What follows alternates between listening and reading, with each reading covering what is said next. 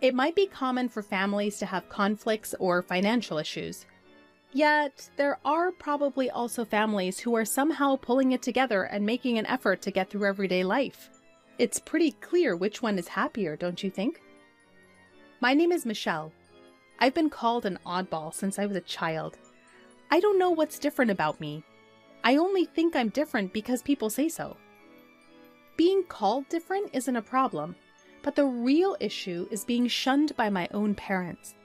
I ended up having a lonely childhood. I have been sensitive to people's emotions and I can somehow read their minds. I don't know why I can do this.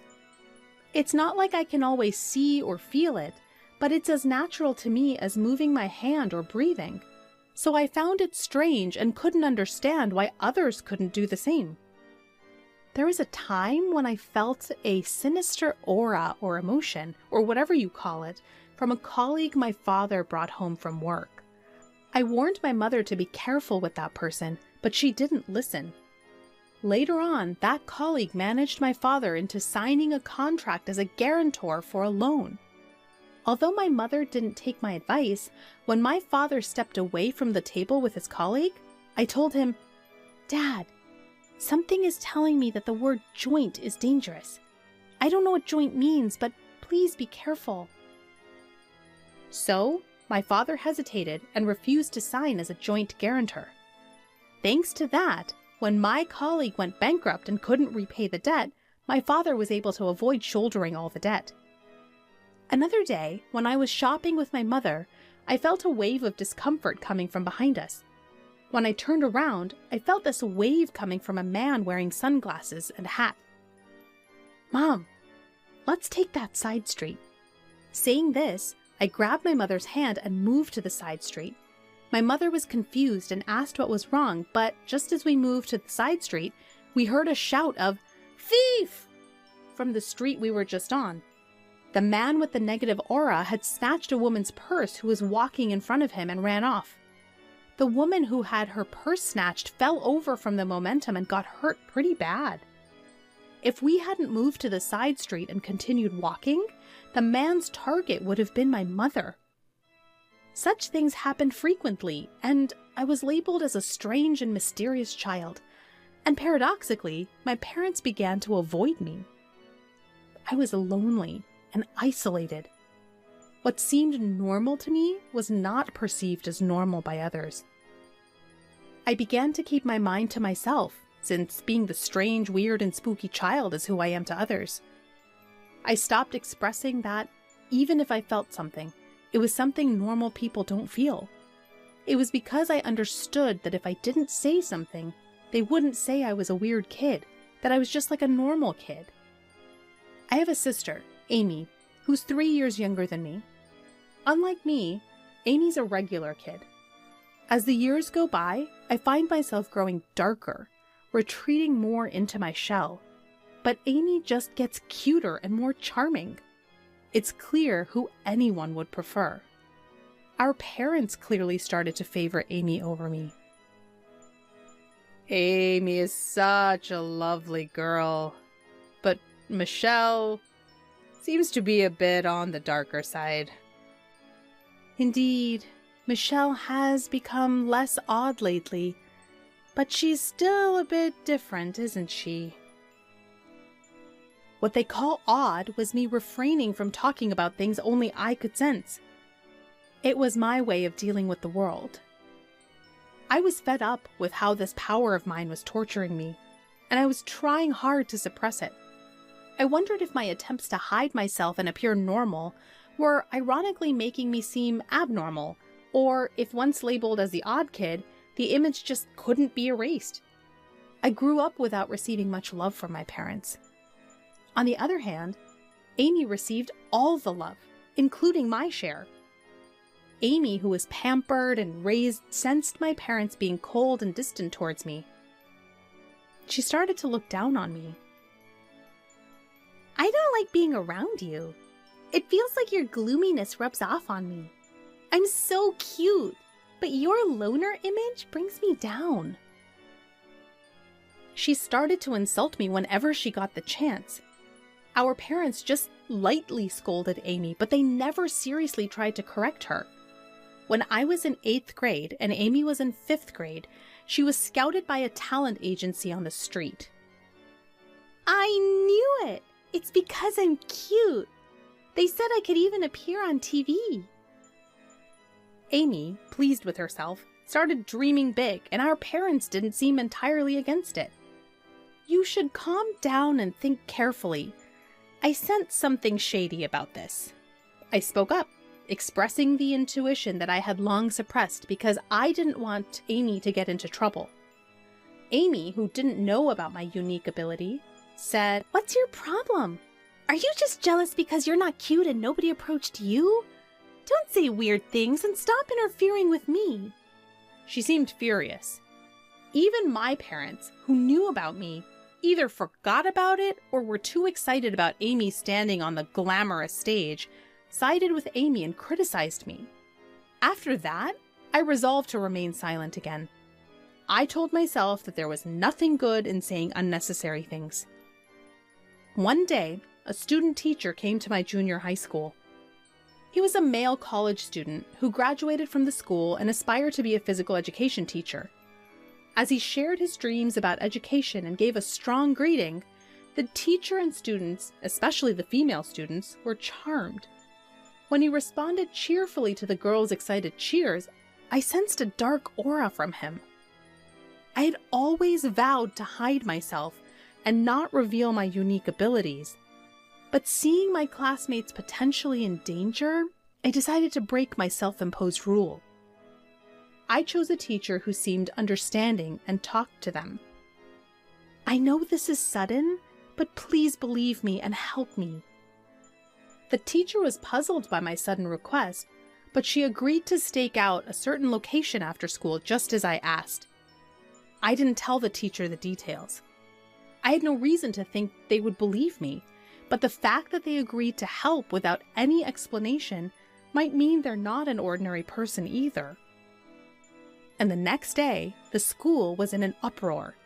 A male student teacher was arrested for violating a public nuisance prevention ordinance.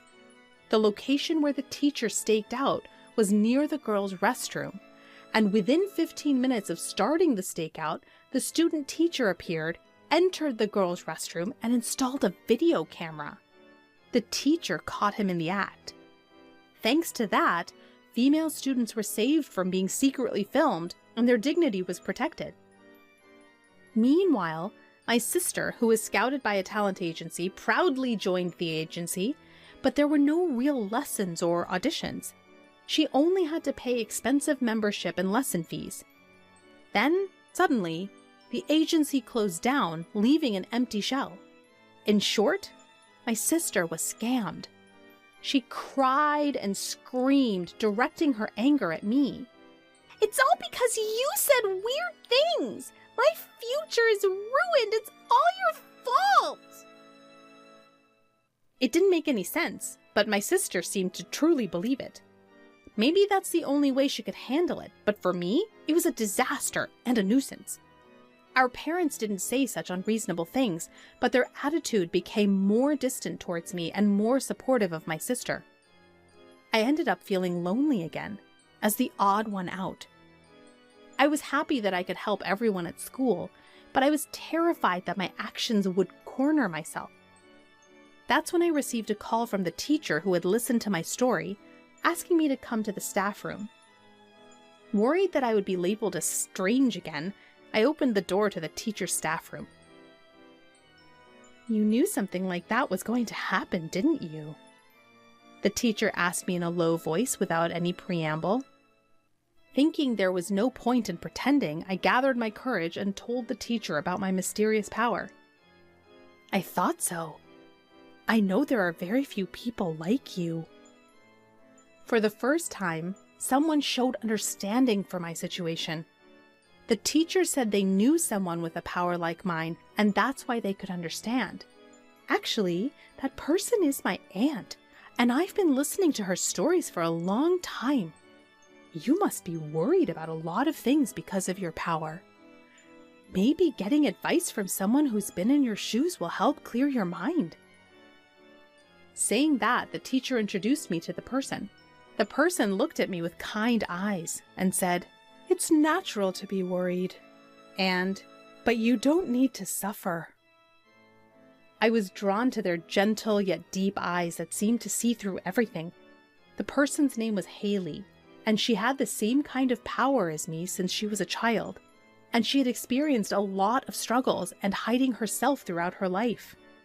The stories from my senior who had gone through the same experiences helped me release my worries and doubts. From this day on, my interactions with Haley began.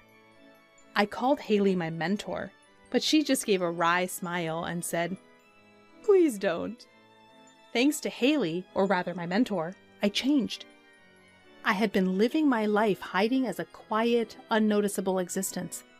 But as my consciousness transformed, I gradually began to live a normal life as an ordinary girl. However, since the incident with the talent agency, I have not been able to reconcile with my sister.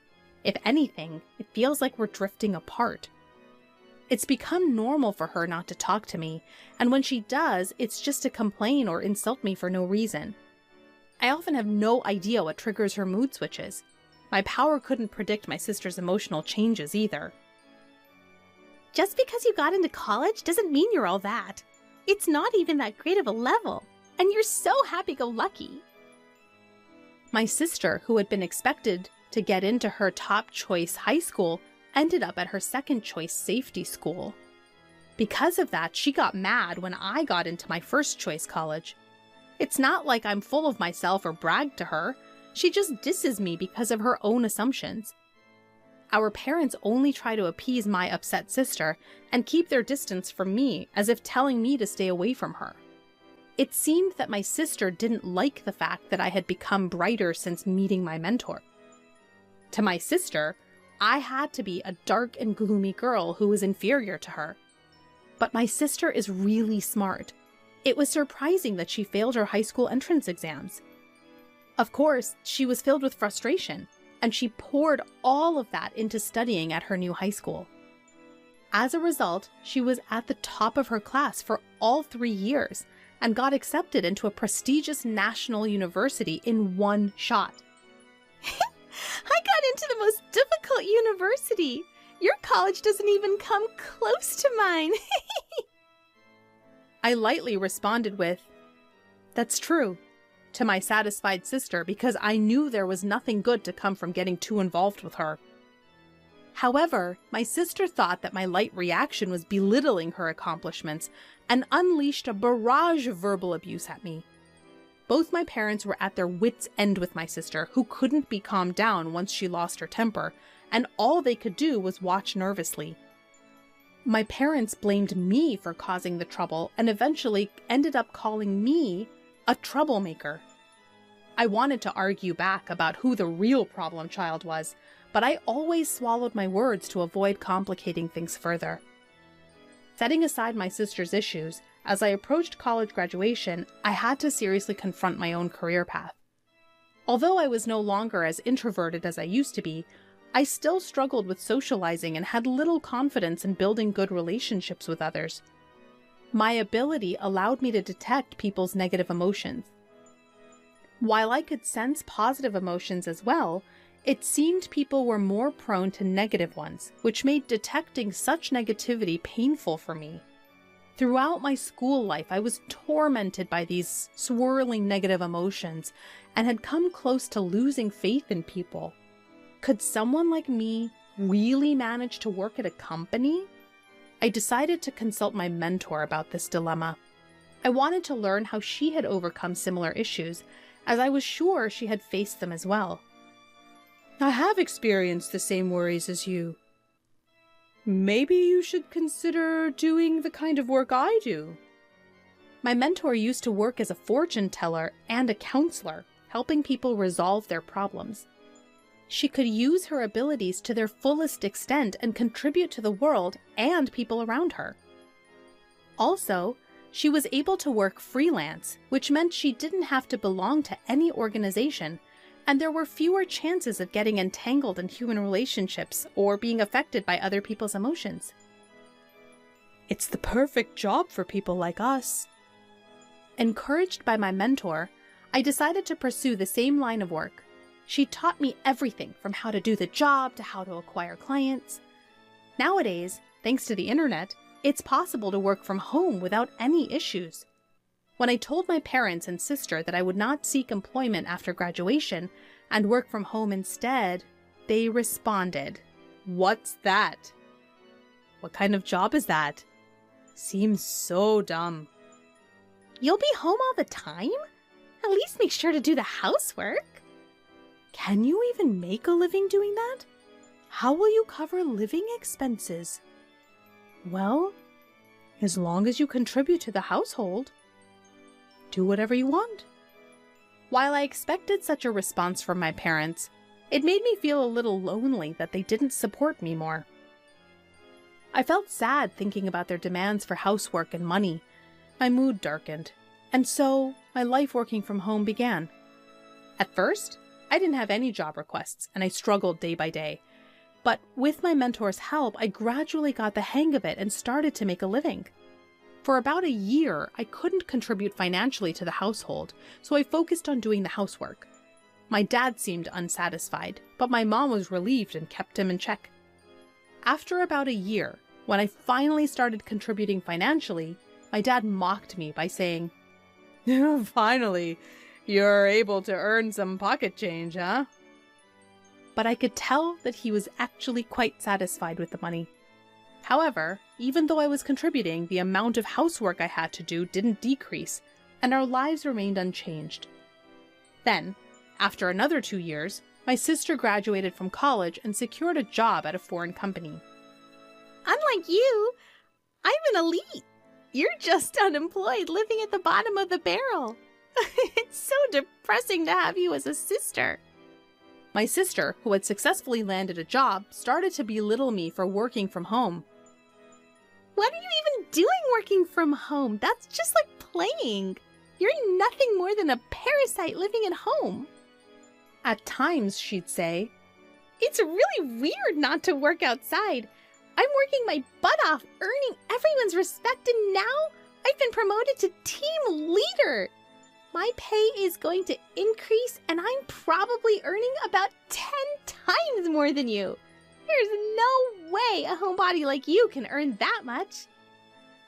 My sister, who was promoted to team leader after only a year and a half in the company, kept one-upping me and looking down on me. She boasts about her good salary, but hardly contributes any money to the household, and she doesn't help with the chores at all. Laundry, cleaning, preparing meals, everything is dumped onto Mom and me. When I say Mom and me, Mom mostly leaves it to me, so I'm basically carrying everything. Whenever I say to her, "Amy, you should take care of yourself a little. You shouldn't just spend all your money on fun. You should contribute to the household too," she just dismisses me saying, "You, the unemployed, can handle the chores. I'm saving my money for my future." Our parents also just let her do as she pleases for some inexplicable reason of, "It's Amy, can't be helped." I was used to my current lifestyle, and it was a comfortable environment for me to work, so I wanted to keep it that way. But I was starting to consider how to take care of myself. And then came the bombshell announcement from my sister. "I'm getting married!" Without any prior warning, both our parents and I were taken aback as she continued, "He's really rich. A real elite with an annual income of over $20 million. Oh, sorry for finding happiness before you, but marriage is just a pipe dream for unemployees like you, isn't it?" And she said she would bring her boyfriend over the next Sunday. With the rapid-fire succession of sudden developments, Sunday came as we were still reeling. The man my sister brought along looked like a successful young man, impeccably dressed with a sharp suit. "Nice to meet you. My name is Danielle. I would like to ask for your permission to marry Amy." His greeting was completely proper, and he showed good manners. "See? Isn't he wonderful? Just as I said. going to be so happy with this man. So, Daniel, what do you do for a living? Dad managed to ask a question while being overwhelmed by the boyfriend's aura. Yes, I'm currently training at a company that my father knows. We were puzzled by the word training, and then Amy said gleefully, His father is the president of a company. He's training outside now to take over the presidency in the future. My sister seemed over the moon about the prospect of becoming a future president's wife. Afterwards, we had various conversations and Amy's boyfriend left stylishly. There were a few things that made me raise an eyebrow in the conversation that followed, but my parents were thrilled with the high-spec man. However, I felt an inexplicable, dark shadow from that seemingly refreshing and good-natured man, Daniel. It's something only I can feel, so I don't know how to explain it. However, I could no longer remain silent, fearing that marrying a man with insecurities would make my sister unhappy. Amy, you've only been dating him for less than 3 months, so you might want to understand him a little more before deciding to get married. I had a strong gut feeling warning me of something, but I was unable to articulate it properly.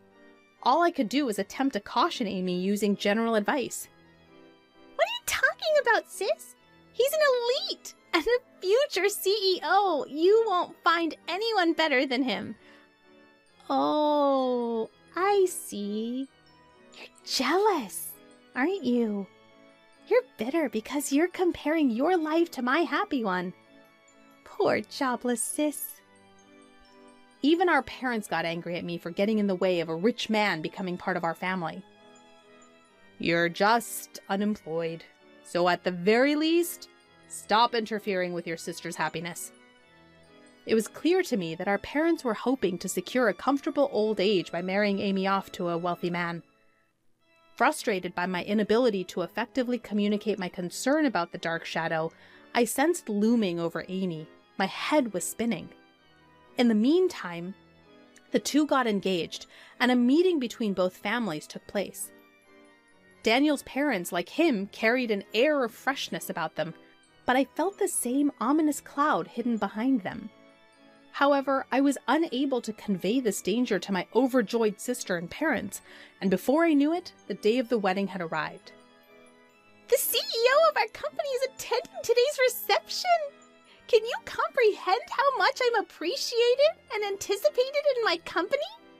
I guess it's a kind of honor that a shut-in like you wouldn't understand. Before leaving the house, my sister gleefully shared this news with me without me even asking. She always included some derogatory words directed at me. At the wedding ceremony, held at a hotel, the couple who pledged eternal love to each other entered the reception hall. Watching my sister, who was beaming with joy, I worried about how long this happiness would last. As my sister mentioned, the CEO made a keynote speech.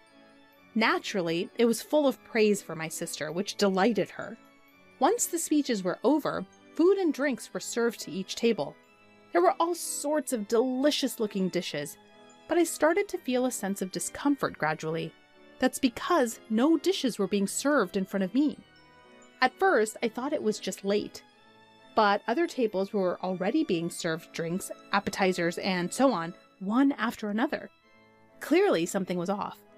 Nothing was being delivered to me. People at the same table began to notice this oddity and started whispering among themselves. At that moment, my sister came over to me and whispered into my ear with laughter in her voice. We didn't prepare free meals for the unemployed. After all, it's such a waste to serve such food to a jobless person. You should just eat potato chips at home. Just leave your gift money and go home. This outrageous remark was spoken loudly in my ear, and my ears rang. Daniel, sitting at the groom's table, was grinning and nodding greatly. Even our parents, who at first seemed surprised, said, "Well, it's true. Michelle is jobless after all." I was first taken aback. Then a wave of anger surged up within me. I never thought you'd stoop this low, sis. Mom and Dad, this is unacceptable. How could you accept such rudeness? My parents just scowled at me, never bothering to reprimand my sister. Fine, I get it. I'm leaving, but don't come crying to me later. That's what the parting shot. The howling of a sore loser, I guess. Amidst the chaos of this unbelievable turn of events, a man suddenly stood up. Sorry to interrupt, I'm the groom's brother, Kyle. My brother and parents are trash, but it seems the bride is even worse. I can't take it anymore. The man who introduced himself as Kyle continued to speak. Dad, your company went bankrupt 6 months ago, didn't it? Pretending to still be a CEO is just a scheme to mooch off the bride and her family. Daniel will never become a CEO, yet he still plans to leech off his wife while pretending otherwise. After all, he's unemployed now. The man's words stirred up a commotion among the guests, but the person who was most heated up was my sister. What do you mean? You lied to me? What do you mean unemployed? A storm of questions with a red-faced expression. Her face gradually turned from red to blue, her eyes welling up with tears. Our parents, their assumptions proven wrong, began to yell and curse. The anguished cries of my family echoed throughout the venue. The groom and his parents remained silent, looking sulky. In reality, before the ceremony, I had received a confession and apology from Kyle and asked him to speak his mind without reservation if something happened during the reception. Then, as my sister was berating Daniel with a wrathful face, another man couldn't take it anymore and stood up. It was the president of my sister's company. Enough already. This is embarrassing. You have no right to criticize the groom. What do you think about your terrible attitude towards your own sister? The president's angry voice made my sister's face contort in fear. For one, I didn't attend your wedding for your sake. I wouldn't have come if you weren't the sister of Michelle. Suddenly, my name was mentioned by the president, and my sister's eyes widened in surprise. Huh? Who are you talking about? Michelle is a goddess to many of us business owners, rescuing countless companies from the brink of collapse. In fact, with the guidance of my mentor, I had been working as an advisor for corporate revitalization and growth, starting with fortune-telling and life consultation. Although I lacked business knowledge, I used my abilities to show companies the path they should take. All my advice was spot on, and the companies that sought my help experienced a rapid resurgence in business, achieving a V-shaped recovery. As a result, I had earned titles like teacher and goddess. My sister's company had also consulted with me 6 months ago, and thanks to my advice, it had been reborn as a stronger enterprise. The president, grateful for my assistance, attended the wedding today as well. I had no idea! You're not just a basement-dwelling unemployed nobody, are you? Thanks to my thriving career, I now earn several times what you do. Despite contributing significantly to the household income, our parents never seemed to care about me. I wonder what they thought that money was. Uh-oh, we thought Amy provided that money. The parents seem to have misunderstood the situation. There's no way Amy would have been contributing money to the house. The wedding reception turned into a chaotic scene and was called off. Naturally, all the guests were fully refunded their wedding gifts. I was planning on using those wedding gifts to pay for the venue. What am I supposed to do now? Besides, I've also been relying on Daniel's income and have already signed a contract for an apartment under my name. I can't afford it on my own, especially now that he's unemployed. Daniel, in response to his sobbing bride, retorted, "You're the one who signed the contract. I don't know anything about that." I want to divorce you, monster! The wedding was a complete disaster. It was a result of gratuitous malice towards others. She may argue that there were reasons for her malicious behavior, but there was no way that was going to fly. Afterward, Amy divorced Daniel and claimed alimony. As Daniel was jobless and his parents didn't have much, she couldn't receive much alimony. She barely managed to pay for the wedding venue, let alone the apartment she had contracted. The place that was supposed to be their love nest was never occupied and was canceled. However, the debt didn't simply vanish, and Amy found herself heavily burdened by the loans. Moreover, her outrageous behavior at the wedding was quickly known among her colleagues, which led to a rapid decline in her reputation. The CEO had no choice but to demote her. With no place left in the company and having lost her pride as an elite, Amy wanted to quit and run away. but she had to bear the embarrassment for the sake of loan repayment, continuing with a trivial job in a hardly noticeable basement storage room. Daniel and his parents, who had failed in their plan to leech off Amy, were now scraping by with occasional day labor. Naturally, Sean's elder brother Ethan had cut off all ties with his parents and brother. The parents quickly gave up on Amy when she hit rock bottom and tried to cozy up to me instead. To them I said, "I've had enough of being manipulated by you. I'm cutting ties. Goodbye forever." I declared this and moved out to start a new life in a newly rented apartment. They took in the fallen Amy, who was struggling to make ends meet. Amy's salary was drastically reduced, and she couldn't possibly contribute to the household expenses. Of course, I stopped the money that I was contributing to the house as well. Unable to lower their standard of living, our parents quickly became exhausted and are panting every day. My work is going so well, and I'm able to guide many companies and individuals in the right direction. In fact, I started dating Kyle after the whole wedding incident, and he recently proposed. If things go well, marriage could be on the cards. I'm looking forward to building a happy life with Kyle, a man of pure heart with no dark shadows.